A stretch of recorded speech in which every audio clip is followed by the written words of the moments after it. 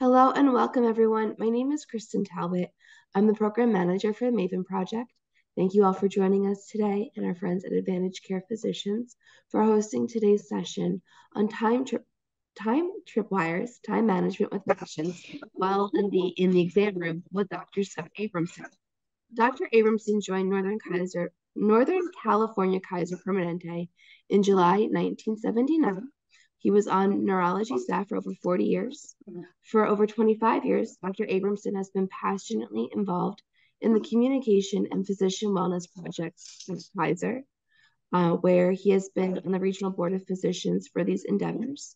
He has written and developed programs on time management, physician to patient communication, physician to physician communication, and staff to physician communication.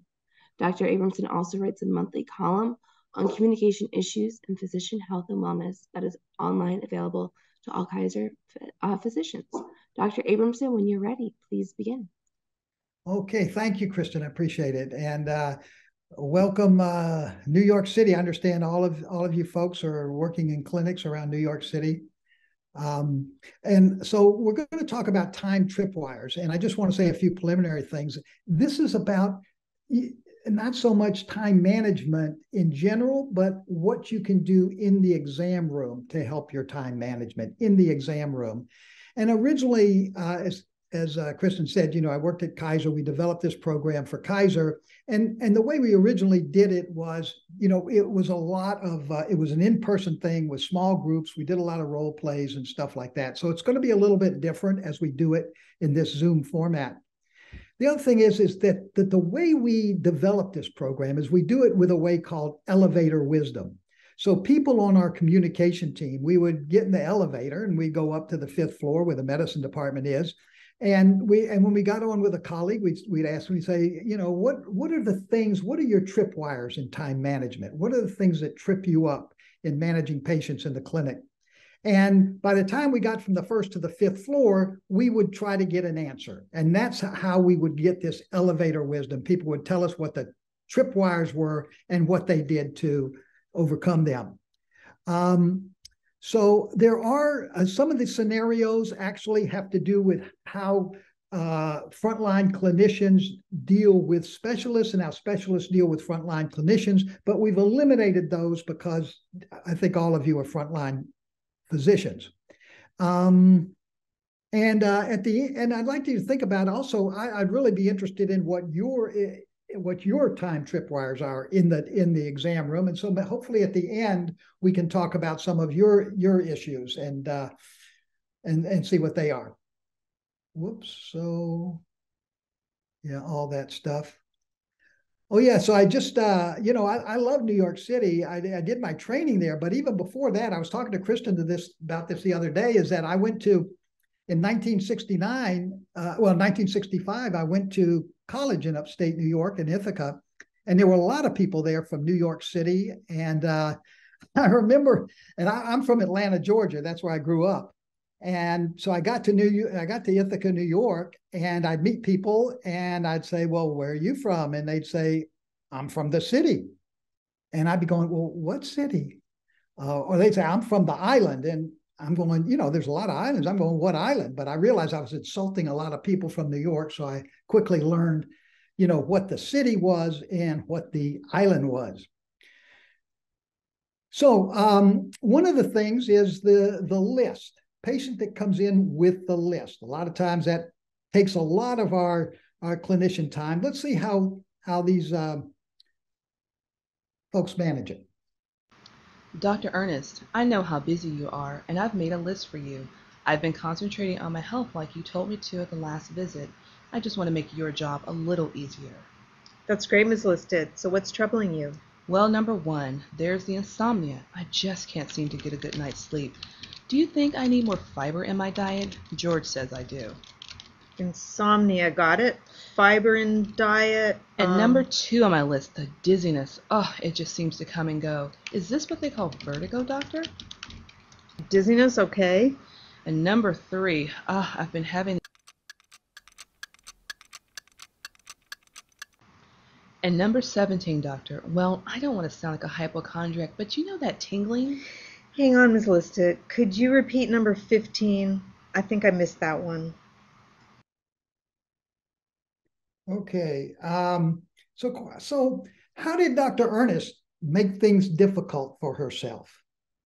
If you guys want to think about that just for about 5 or 10 seconds, and then chat your answer to Kristen. I can't see the chats, but Kristen can read them out.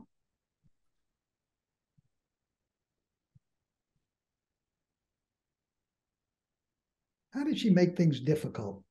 She set no boundaries or expectations. She set no boundaries. That's right. And the boundaries in regard to what? What didn't she set boundaries in regard to? Another person said she allowed patient to start in on a list. She allowed the patient to start in on the list. Whoa, yes. And that is, boy, that's a no-no, right? I mean, how could she have done things better? And then somebody else said she allowed the patient to go through an entire list rather than asking which complaint is most important. Yeah, okay. And that's a great question to ask.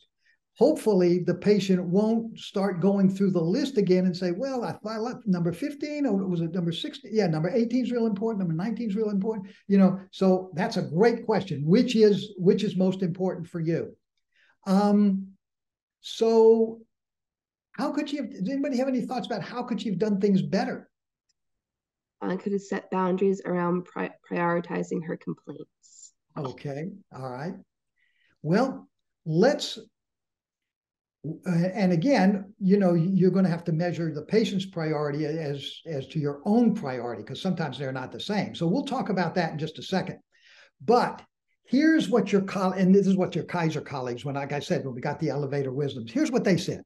The main thing is you've got to take control of the list, because the list can be your friend. You don't have to sit there and listen to 17 things. As you guys were saying, the important thing is don't let her control that list. Don't let her have these vague, boundaries that go on for 17 complaints. You take the list. So important. So here's the lesson that we call this. We call it, if you guys know boxing, the sport of boxing, they call it a TKO. And that means you knock out your opponent. And here's how you can TKO the list. TKO. Here's what we mean. So, Kristen, so let's say the first thing is to take the list. So, Kristen, let's say you're the patient and you've got this list. Let's see how this would work. Okay, I can start. Okay, so what are you in here for today, Kristen? What are you visiting me for today? Well, Dr. Abramson, I have this annoying cough. And I have a drip and my ears are clogged. And then, I've been having headaches. And I have, a little bit of Kristen, if you don't mind me interrupting it, I see you're reading from this list that you made. And Kristen, I really want to thank you for making that list. It really and I want to compliment you because the list is so complete. And may I take that list and just take a look at it myself? Sure. Okay, so I've taken the list. Most important thing, I got this list in my hand. Number 2, TK. Now, how do I convey to Kristen that I'm acknowledging her complaints? Now, I could read every one, and it would take me a while. But here's a simple thing: I take the list, and now the K, I give it a knowing nod, the knowing nod. So I have this list in my hand. I'm going, the cough. Yeah. Oh, yeah, I got that one. Yeah. Okay. I've scanned the list. I've given the knowing nod. Kristen, do you feel like I've, acknowledged the list of these problems? Yeah. Yeah, right. It took me I didn't have to listen to all that. It just the knowing nod. So it's the T, K, and the O, and this is the optimizing the list. So, so here's how you might just start out. There's 17 things on this list. And you might say something like, let's optimize it. So I'm going to say, what is the most important thing to me? So Kristen, well, let me ask you, Kristen, what of all these 17, what is the most important thing that you'd like to talk to me today about? This cough. The cough. That's the most important thing. Okay. And Kristen, I'll tell you what, let's consider that. But I just want to tell you that the most important thing for me to try to help you is about this, about that chest pain, about that. You said that elephant was sitting on your chest. So for me, that's the most important thing. And would it be okay if we talked about that first? I guess so. Okay. All right. So we've taken the list, we got it in our hands, we give the knowing nod. She knows that I know all that's on that list, even though I probably couldn't read it all. And then we've optimized the list. So I'm going to tell her what's most important to me, and then we'll hopefully be able to do the most important thing for her. And the other stuff will probably just fade away, or we can make another appointment, or talk, whatever. So that's the thing about the list. The TKO list, you've got to take that list in your hand. The list is your friend. And here's just some value-added stuff. Did you see? You see what I did? I thanked her for making that list. Gosh, it makes my job easier. Thank you. And it really does make my job easier. I complimented her for being so thorough. Wow, man, that's a good job. And I asked permission to take the list. But the main thing, again, is to get that list in your hand. Okay, let's try something else. That's the patient with the list. Now, what's even more difficult is the patient that has the list, not on a piece of paper or on a cell phone, but the list in their head. So let's see what happens in this situation. And we're going to have Dr. Diligent see Mrs. Jones. Hi, Dr. Diligent. I guess you know Dr. Williams sent me here for dizziness. It's been getting so much worse. Now, are you spinning? Or are you lightheaded? Well... Is the room spinning? I don't know. Is it more like a faint? Is it? Dr. Diligent takes his dizzy history, does his dizzy exam, orders his dizzy lab test, requests his dizzy x-rays, prescribes his dizzy medicine, hands out his dizzy health information. Dr. Diligent is just about to shake hands with her in parting when... So call me, Mrs. Jones, next week with an update. It has been a real pleasure and a privilege to... Thank you, Dr. Diligent. Dr. Williams was also wondering about the queasiness in my stomach. Do you think you can check that out too? The queasiness. Okay, sure. Dr. Diligent takes his queasy stomach history, does his queasy stomach exam, orders his queasy stomach lab test, requests his queasy stomach x-rays. Dr. Diligent is just about to shake hands with her in parting when... So call me, Mrs. Jones, next week with an update. I'm real interested to hear how Thank you, Dr. Diligent. One other thing, do you think you could take a look at my toes? I think I've picked up a fungus or something. That health club is not the cleanest place. The toes. Fungus, huh? Dr. Diligent takes his fungus in the toe history, does his fungus in the toe exam, orders his fungus in the toe lab test, requests his fungus in the toe x-rays. Dr. Diligent is hurriedly actually shaking hands with her this time as he actually is escorting her a bit forcefully out the door. So good to see you, Mrs. Jones. Oh, doctor, please. One more thing. So what's the one more thing? Anybody got any thoughts? Well, the first thought we have is that this was hysterical, but we'll wait for the actual chat to come in. Yeah, it happens. This is real life. This is real life. But what's going to be Mrs. Jones' last one more thing?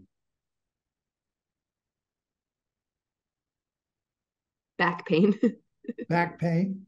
Okay, it could be. It could be. Or, Chest pain. I'm sorry? Chest pain. Chest pain. Oh my God, Dr. Diligent, that elephant is here again.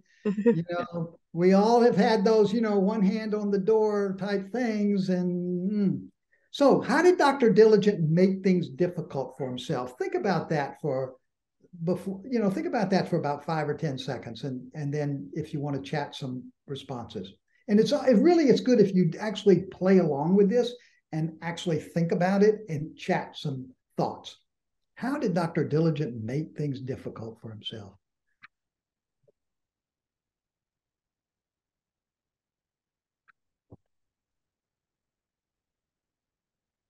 Didn't clarify time frame at beginning or set an agenda. He didn't set an agenda. That's right. Now, how's he going to set an agenda?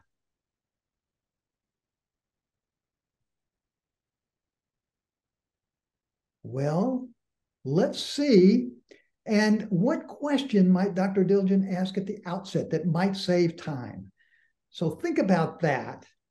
And let's see how this might play out, because what Dr. Diligent did when he didn't set an agenda, because what he did is every time the patient had a symptom complaint, boom, Dr. Diligent is right there. He's diligent. He's doing his exam. He's taking his history. He's he's ordering the X-ray. He's doing everything. And then he's just about to. He thinks he's through. Oh my God! Boy, what a great doctor am I! Took care of the dizziness, and then she hits him with something else. And then he does that, and then she hits him with something else. So what question might he ask at the outset that would save time? And Kristen, let's try to show folks how this might work, because there is a question that Dr. Diligent might ask at the outset to set the agenda, to set boundaries, as you guys have said. Okay, so Kristen, so what are you here to see me for today, Kristen? Well, doctor, I'm here to talk about some dizziness that I've been having. When I wake up in the morning, I tend to be dizzy, or when I'm sitting at the computer for too long, I get a little bit. Kristen, would you mind? I just want to interrupt you for a second, and we're going to get back to the dizziness. But before we go on with the dizziness, and we're going to address that, but besides the dizziness, is there magic words, anything else that you're here for today? Yes, I've had back pain. I was lifting groceries out of the car the other day, and then one of my neighbors said I should go. Kristen, that's one. Chris, sorry for interrupting again, but I just want to make sure that we're going to make the best use of our time, and I can help you the best. So I just want to make sure I have everything down. You're here for the dizziness. You're here for the back pain. Now, magic words. Is there anything else on your mind? See, there's no written list here, right? It'd be easier if it's a written list, but this is a mind list. Okay, so is there anything else? We got the dizziness and got the back pain. Well, yeah, I've been having this cough and like this chest pain, like this elephant has been like sitting on my chest, and sometimes. Oh, okay. Well, thank you for sharing that with me, Kristen. So now we have the dizziness, we have the back pain, and now we have the elephant on the chest pain, right? Is that right? Yeah. Okay. Now, aside from those three things, Kristen, is there anything else? Any magic words? Anything else? I think that's it. That's it. Okay, good. Well, let's get to talking about these things. And would you, in my mind, the most important thing that I'm worried about is the elephant chest pain. So let's start with that. Okay, Kristen? Okay. Okay, great. Okay, so here's and again, we write this as tips from our colleagues, because in Elevator Wisdom, we say, okay, what do you do for this? And the answer is kind of metaphorical, right? You scan the prairie, but what the problem was with Dr. Diligent, he jumped down every gopher hole before getting the whole view of the whole prairie. And there may have been 5 different gopher holes, and he's went down one, and the other 4 are just sitting there, and he's going to get really waylaid by them. So here's the tip from your colleague. When people come in, with that, a lot of them have a mental list. That's more difficult. When they have that mental list, let's explore each one before going down the gopher hole. Okay, here's another one. How to say no and save time doing it. So let's see what happens with Mr. Johnson and Dr. Miller.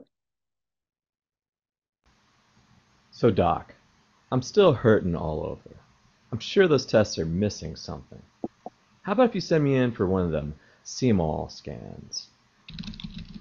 Let's see now, Mr. Johnson. You had the ultrasound here just last week? You had the CT scan 2 weeks before that.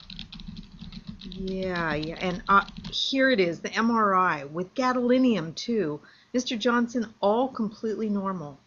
Yeah, but Doc, I heard... I can assure you, Mr. Johnson, given the nature of your symptoms and the extensive workup so far, the CML scan is not medically indicated. But Doc, I'm still hurting. How come you won't send me in for one of them CMLs? Is Kaiser trying to save money on me? Yeah. So what would you say next? I mean, really, because what strategy would you use next? Because it looks like Dr. Miller has got herself into this back and forth. You're not going to order me the test. Well, you don't need the test. You trying to save money on me? No, I'm not saving money on you. You don't need the test. Yeah, but why can't I have it? It's going to go back and forth like that. What would you say next? How can you, and what strategy could you use to save time? We're going to suggest something. By the way, the voices that you hear on these tapes, these are Kaiser nurses and doctors, and we, on the communication team, and we make a lot of these types of programs, but, naturally we couldn't hire, Richard Gere or Meryl Streep, so we had to, do the best we could. But think about that. What are you going to say next? And and you don't have to chat right now what you're going to say next, but just think about it, and then we're going to see. Unless there are some, we have one. You can Okay. try to identify the patient's true source of concern. You've had all the best tests. Tell me what's really bothering you. Yeah, I love that. I love that answer. Is like, what is behind this? And that's a great strategy. And it's kind of like, it would kind of be like, gosh, we're sort of at this impasse here. Mr. Johnson, tell me, I've explained why that, this is really unnecessary, but how come you feel that it is necessary? And you may get an answer like, Doc, my uncle had this kind of back pain, and they told him every test was normal, and he had cancer. I'm really worried. Doctor, that MRI scan, I think it's some alien instrument that the Russians planted in your X-ray machine. Whatever. So we really need to get his perspective. That's a great thing. But let's see what and that's like I said, a great strategy. Let's see what Dr. Miller does, though.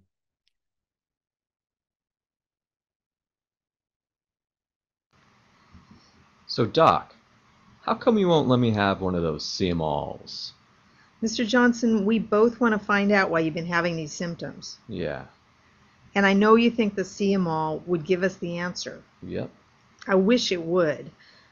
My concern is that the scan won't give us the answer, but will expose you to a lot of dogma rays. And dogma rays can be harmful to your health. Since my job is to help you and not to harm you, Mr. Johnson, I just can't order the CML scan. Does that make sense to you? So what strategy did she use? Think about that. What strategy did Dr. Miller use there?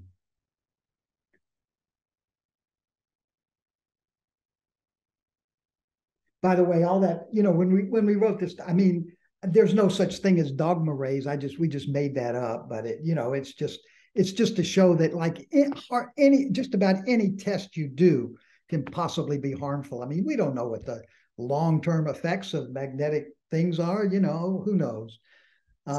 We have a comment, do no harm first approach. And yes. Then says building an alliance around a common goal. Beautiful, beautiful. Do no harm, make an alliance with your patient. And the strategy she uses, instead of going back and forth the argument why you don't need it, let me go back. So instead of going back and forth, you don't need it, you've had all the tests, but doctor, I want it, I want the CML. She said, look, I'm on your side. I'm aligned with you. And it's hard, and you are aligned with your patient. It's not some gimmicky thing, but you are there to help your patient. you're on their side. You don't want to do harm.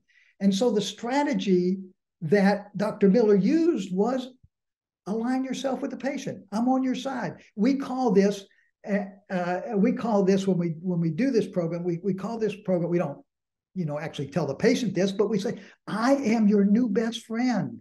I'm your new best friend. That's why I don't want to order this. I don't want to harm you. If I ordered this test and it harmed you, I couldn't live with myself. I mean, I'd take a Hippocratic oath not to do harm. If you were my brother, if you were my sister, if you were my father or mother, I would not do this test. And it's hard for someone to argue against that. So in saying no, a lot of times you can save yourself time by just putting this mantra in your head. I'm your new best friend. I'm on your side. So let's just say, okay. So you guys probably know what's coming next. And a lot of times this does take up time in our exam room. And let's see what happens here. Hi, Dr. Wiz. As I told your nurse, I'm here for dizziness. It seemed to begin last month. Remember that cruise I told you that Bill and I were taking my mom on? It was her 80th birthday. God bless her. The old gal is still kicking. A little slowed, walks with a cane, but her doctor said it's par for course. Have you been to the Caribbean on the Princess? Oh my gosh, the food is unbelievable. The shrimp, the crab. Whew. So what would you do now? And this would be good kind of to sort of participate in this. And how do you? Maybe you like to hear about the cuisine on the Caribbean cruise. That's kind of interesting if you're a food buff or something. But you also got patients to see. So what would you do? Very nice lady, sweet lady. Don't want to hurt her feelings.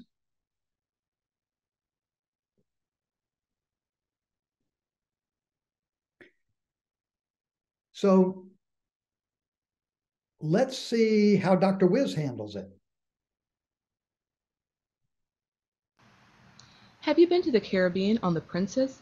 The food is incredible. The shrimp, wow, the crab. That sounds great, Mrs. Rose. May I interrupt for a moment? Sure. Well, vacations are great for one's health. So can we talk about your health for a moment? Sure we can. Okay, so what did Dr. Wiz do here? You can, if you want to chat your answers, chat what did he do?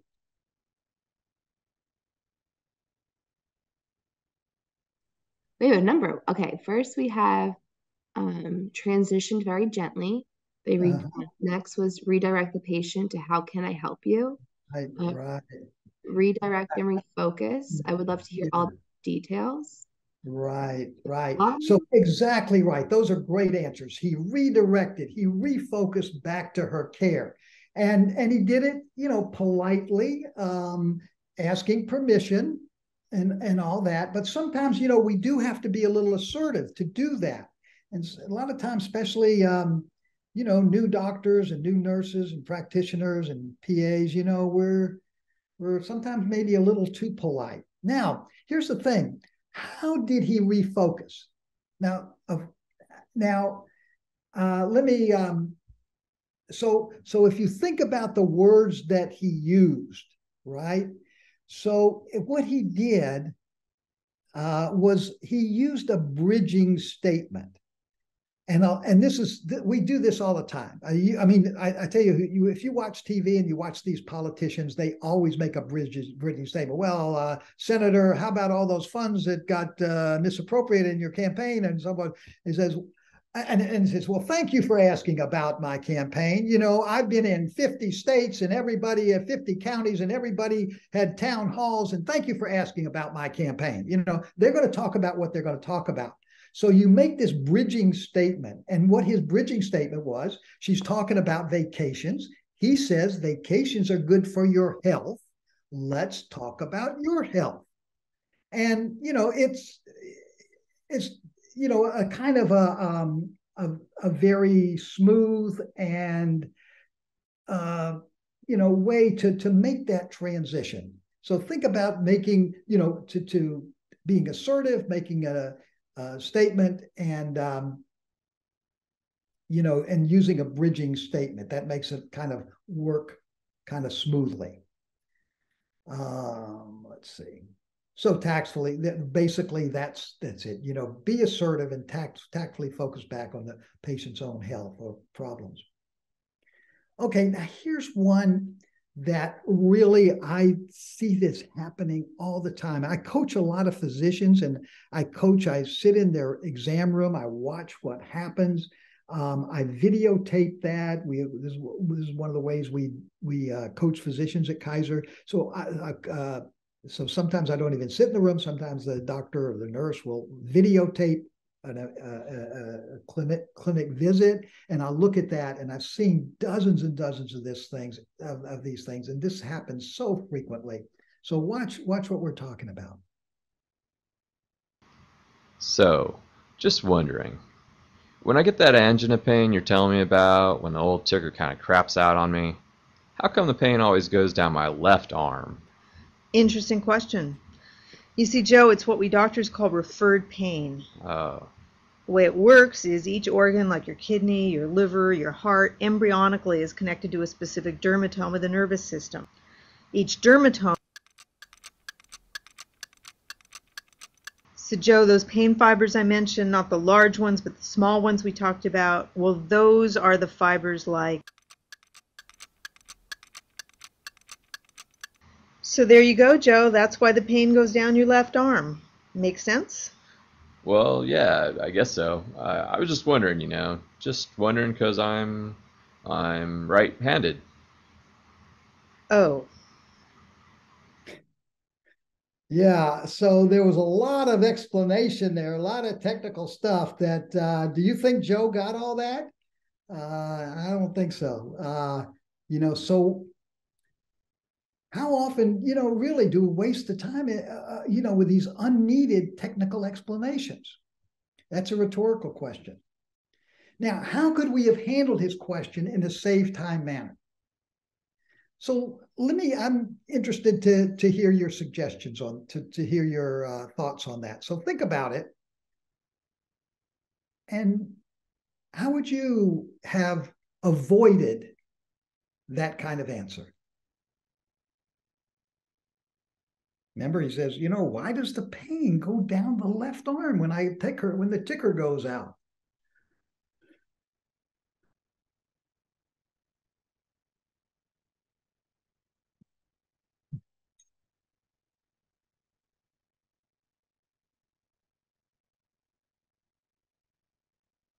Okay. 3 comments right now. Okay. Yeah. Because the heart is on the left side of the body. And then another person wrote, maybe clarify why asking. I'm sorry, clarify what? Why they're asking. Yeah, I love that answer. You could say, yeah, because the heart's on the left side. That might satisfy Joe. Maybe not. But why are you asking that question, Joe? Just as someone said earlier, ask the patient why they want to know. So, Joe, why do you ask that question? And why do you ask the question? Well, he says, because I'm right-handed. Was it? Well, Joe, yeah, it doesn't matter really when you're right-handed, because when the heart has pain, it goes down the left arm. That's the way the body works. You saved yourself like 2 minutes. I mean, a lot of us, we love to give those explanations because, it shows how smart we are. We're thinking, oh God, if grandma could see me now, wow, sounds so smart, and they, just that simple question, why do you ask? Why do you ask? So these are some of the things that we talked about today, in the exam room, the Time Tripwires, the list. Take control of the list. Take it, give the knowing nod, and optimize the list. The patient with the mental list, not the written list, anything else. Okay, dizziness. Okay, back pain. Anything else? Anything else? And get everything on the, scan the prairie. Get everything on the table before you go down that gopher hole. Remember, align yourself with the patient. I'm your new best friend. Rambling Rose, tactfully focus back, bridge to the patient's health or bridge to whatever you need to. And get patient perspective. What's the real concern? So that's sort of the presentation from the primary care. We have some other, the actual program has a lot of things that involve specialists too, but I didn't think that was appropriate to use. Any questions or comments at this time? Okay, so there's a comment. If the list is long, set the expectation early that another visit may be needed. It could be, because you can't handle 27 things. There's no way in your clinic time. So the point is, you want to optimize it and get the most important thing for you and maybe the most important thing for the patient. But a lot of these things can be taken care of just by taking the list. Now the patient knows that you have the list. It's in the doctor's or the nurse's hands. They have it. They're looking it over. They're giving the knowing nod. Okay, the constipation, yes. The insomnia, yes. Okay. So in a way, you're taking care of like 25 of those problems just with the knowing nod, because a lot of times that's all patients want to know is, did the doctor hear me? Did the doctor know what I have? And a lot of times they don't need a detailed evaluation of the constipation or the hemorrhoid that's been there for 20 years. So yeah, you can do, if you can TKO the list, you're going to save yourself a lot of time. Okay, we have two questions right now. First question, how do you manage patients that like to get 2 visit types for one? So example, a physical and an acute visit in 15 minutes.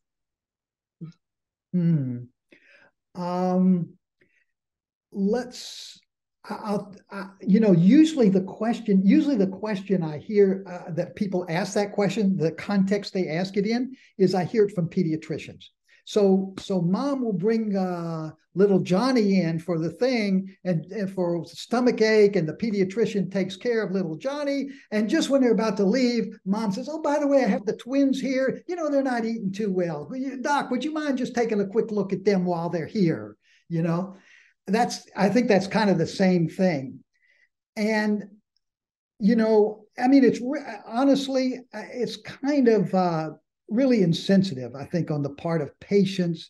In some way, it's a little insensitive for them to they got to know that doctors, are busy, they're rushed, they have so much time.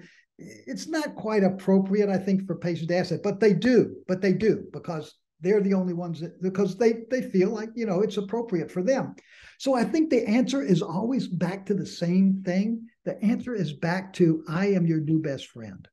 So it's like, Mrs. Jones, wow, I would love to look at the twins today, but in order for me to give them my best care, I would need to take the time to evaluate both of them. And I just don't think in the limited time that we have today, I could do that.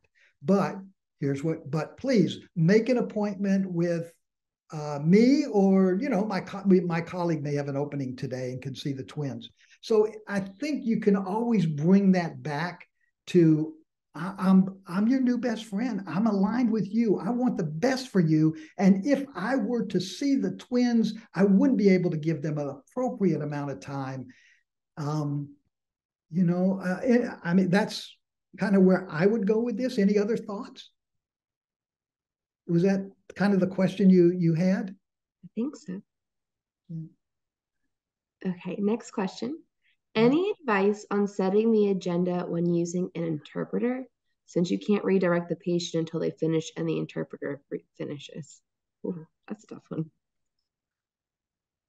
Okay, so this is somebody that, I think that you could do the same, use the same process with the interpreter.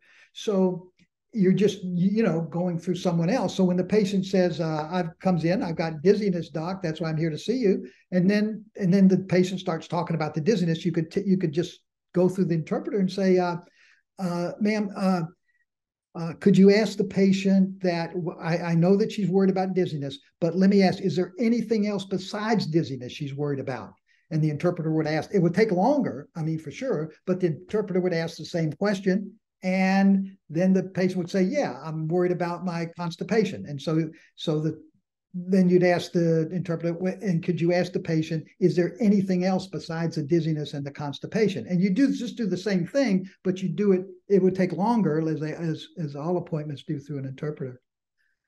But it's the same process. Okay. Just a reminder, you can put your questions in the chat, the Q&A, or raise your hand, and you can speak directly with Dr. Abramson. You can even do a little role play with him if you'd like. What is this, like Stump the Doctor or something? Yeah.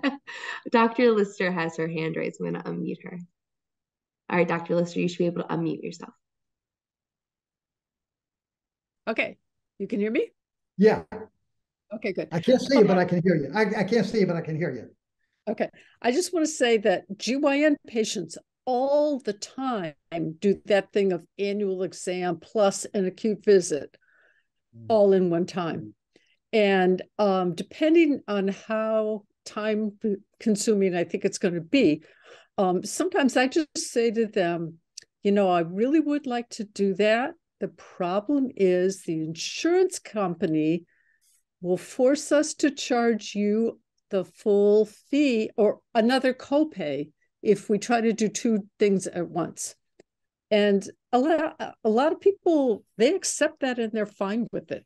And I say, okay, let's do the annual, depending on how serious the problem is, I'll say, let's do the annual today and I'll get you in really soon for the other one. Yeah. Well, that's, if your patients, accept that, I mean, that's good. I fortunately, I mean, working at Kaiser, I never came up across that type issue. Kaiser's an HMO prepaid, and so I was blessed not to have to deal with that thing. So I wonder, Dr. Lister, I wonder what if a patient says now, I'm wondering if a patient would say to you, or maybe they wouldn't say, but maybe they're thinking this. Gee, Dr. Lister, you've been my doctor for 10 years. All I'm asking you is just check out this little pimple that I got here. Check out this little drainage that I have here. My gosh, we've known each other for 10 years. Can't you just forget about the insurance stuff? I mean, I'm your patient. Yeah, I actually, that's why I said I assess what the problem is. And if it's a small thing that I can easily do in the course of doing the annual exam, I do it. And I just don't charge for it. Yeah. But with a lot of private insurances, it is an issue for they won't pay for two things at once. So we cannot get paid if we do an acute visit with an annual. And generally, these will be people who haven't been in for 5 years. Mm-hmm. And, then they're going to present with 3 problems and screening care. So I use your thing of I'm your best friend and say, I'm really glad to see you back. And it's so good you're not going to take care of your preventative care. And let's start with this today. And then we'll make you an appointment to come back and we'll finish up with that. Yeah. Okay, that works. If that works, then great. I mean, yeah. I mean, I think you've had a lot of experience in handling that and know all the ins and outs of that stuff. So if it works and patients, are happy with that, then that's great. Great. So Dr. Thomas Seeley from Advantage Care, our anchor clinic, she has her hand raised. So okay. Dr. Thomas Seeley, I just unmuted you. You should be able to talk. Okay, hi, Dr. Abramson. This was so good and interactive and funny. It hit on all the patients that I'm probably going to see tomorrow and so all week. Um, but I'm with Dr. Lister. I think she's absolutely right with the blended hybrid visits that patients think they deserve. So I usually go back to the do no harm Okay. because patients are now consumers, right? They're all about the copay and the extra pay, and they're constantly being hit with that. So I Yeah. say to them, listen, I want to make sure you don't get any extra bills. So we better stick to the visit that you scheduled for today. And then I'll have my team get you in for whatever else you need, as long as it's not acute. Okay. If it's something serious, you have to blend it. Like Dr. Lister said, like if it's an abscess or something like that, you can't just walk away from that and say, see you in a couple days. So usually the do no harm also is an effective approach with that because patients are very savvy because if they've gotten those bills at home, they do not want to get them again when we double code and have to do all these other things that we're asked of our companies to keep up. Wow. So yeah, I think you can always go back to that. What is best for the patient? If I were to, let me do my exam, the general physical, but this other problem you mentioned is I just won't be able to devote the time that I really need to help you. So, I'm your new best friend. I'm aligned with you. Let's do what's best for you. Let's not do any harm. Yeah. If so, these are some of the things. Let me. I also added a few other things to this. We have a little more time. If you want to, I can go through some of the other time-saving situations that might be helpful to you. Unless there's any more unless anybody wants to. There was one more thing in the chat. They just said, I find that by physical, the patients really mean routine lab work. I can oftentimes order the labs because they are relevant to chronic medical conditions the patients has, such as diabetes or hypertension. And, so that was just a comment. And sorry, it continues. I ask all patients who are scheduled for a physical, their term, if there is any particular reason you scheduled your well exam now. Then if they give a complaint that prompted the visit, I tell them that it's important to address that complaint now and then come back for the well exam when they are well. I see. Okay. Okay.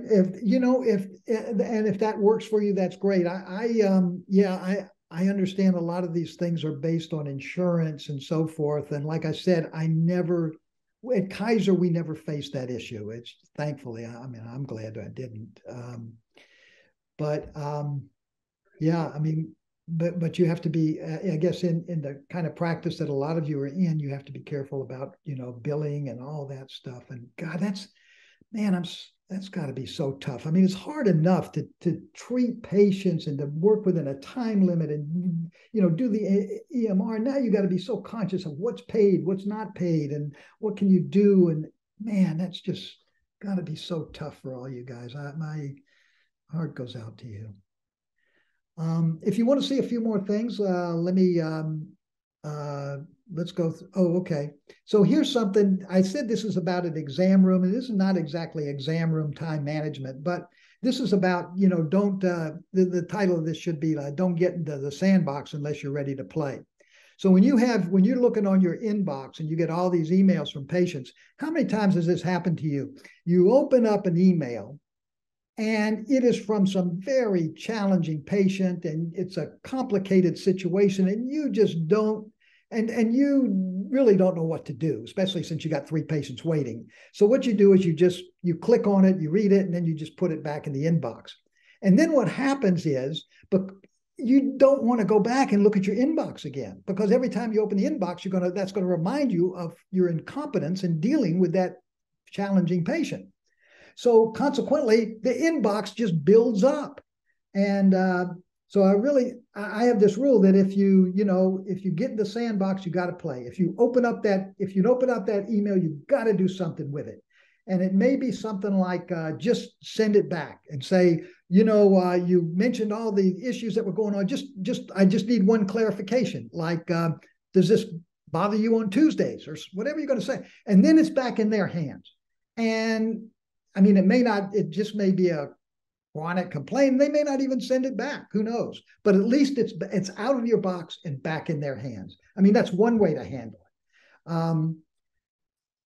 The other thing is, the other thing in the emails, I guess some of you may have these secure message chat pals. You get things like this. And I appreciate having tingling. Maybe you can try. And what about the constipation? It's like goes on and on all day. And I think some of my colleagues said what they do is they just, on these kind of patients, the chat pals, they just have patients just keep a diary. And they will tell them, like, okay, I want you to keep that diary. And at the end of the week, write down for me the main symptoms you are having. I mean, or maybe you do it every 2 weeks or whatever, depending on the patient. But at least you get out of that chat pal, situation. Here's another thing. So this is really important, is making a familiar with medical history statement. Let's try these two scenarios. See what you think. So Mr. John Doe visits Dr. Jones. His medical record lists chronic conditions X and Y, and his visit today is about new symptom Z. Now, Dr. Jones, like all of us, he reviews the chart, and he knows that there's problem X and Y in the record, but he doesn't take the time to mention it to the patient. And so he goes, so Mr. Doe, what's going on today? How can I help you? And you get this kind of response. Well, I have disease X for the last 6 months. First, one doc told me I didn't have it and said it was just stress, but then I saw the specialist, really sharp, blah, blah, blah, blah, blah. Then he yada, yada, yada. And did you know that I got out of the Y deal? I can't figure out how I caught it. Uncle Wayne, blah, blah, blah. So he's telling you about disease X and Y, which you already know about.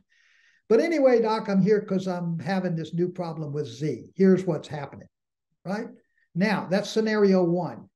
A guy, you know what his past history is, but you don't say anything. Here's where you mentioned Mr. Doe visits Dr. Smith. Dr. Smith is aware of these conditions, but he takes a few seconds to acknowledge it and says, so Mr. Doe, I made myself familiar with your medical history. I realize you have condition X and Y, but what's going on today? How can I help you? Yeah. I'm here today hoping you can help me with this new thing, Z. Here's what's happening. Two scenarios. Which approach saves clinician history? All it takes is just, a few seconds to mention it. What do we got? We got 5 more minutes. Let's just walk through this. Here's another way that you can save time just by making an empathic statement. Okay. In the next dialogue, observe 2 scenarios. The first scenario is very straightforward. Find it, fix it, explain it. Second one, empathy is added. Will empathy save clinician time? You're going to have to take time to make an empathic statement, but in the long run, is that going to save time? Let's see what happens. You may have been in a situation like this. Why can't you give my kid antibiotics? I'm up all night. He goes to school. I'm not leaving here till we get some medicine for Junior. Listen, Bob, I just explained to you how most infections are viral, not bacterial. I told you about the research, pediatric journal, antibiotics could be harmful, blah, blah, blah. 5 minutes after this explanation, I still don't get it, Doc. Junior's sick. He needs the penicillin. By the way, Doc, what's the name of your chief? Okay, Bob, let me tell you about the Mayo Clinic data. Maybe that will convince you that antibiotics. And then you spend some time giving the Mayo Clinic things. And these kind of, I would bet that a few of you have had this conversation. But how can you save time with this? You can, in a lot of ways, by making an empathic statement. Try this. I don't understand why I can't give my kid antibiotics. I'm up all night with him, blah, blah, blah. Oh my, being up all night with Junior, that's got to be tough, Bob. Yeah, sure is, Doc. Since Patty left, it's been real hard for me and the kids. Oh gosh, raising kids on your own, going through divorce. Can't imagine how hard it is for you.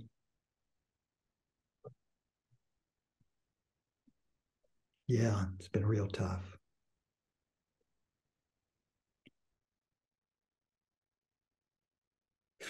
Man, it's got to be tough. Got to be tough, Bob. Okay. Scenario 2. After another, Bob speaks. Yeah, Doc, all this has been so tough. So tough. Thanks for listening. By the way, Doc, who's your chief? I want to let him know what a great doctor you are. Thanks for the comment. Would you okay if we get that back to the antibiotic question? Now, do you think Bob is going to be more receptive to the explanation about the antibiotics, having had that connection with the doc that was engendered by this empathic statement, and all it took was just must be tough. Gosh, must be tough raising a kid on your own. So think about the power of making an empathic statement and how that can save clinician time.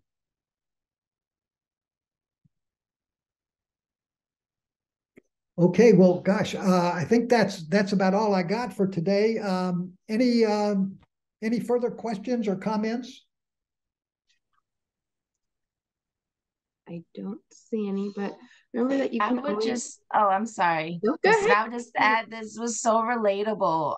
Thank you for bringing real life stories to all the providers on the phone, because I think sometimes we live in a silo that we can't really figure out whether it's us, the patient, or what. So this gave us some tools so we can be better at approaching difficult patients. Very, very helpful. Thank you.